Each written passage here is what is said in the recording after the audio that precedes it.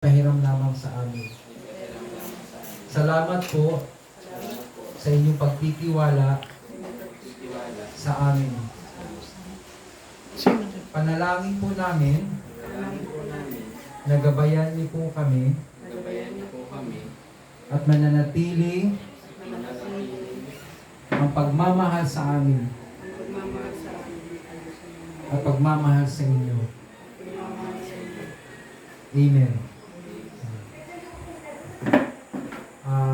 Para sa mga congregation at sa lahat, benediction na. Ito natin ating kamay kay Julia. Lord, we dedicate this child to you, O God. Lord, we declare, O Lord God, that you will continue to shine your grace to her face, O God. And I pray, O Lord God, na i-bless niyo po ang batang ito, ganyan din ang kanilang magulang. Thank you, Lord. In Jesus' name we pray.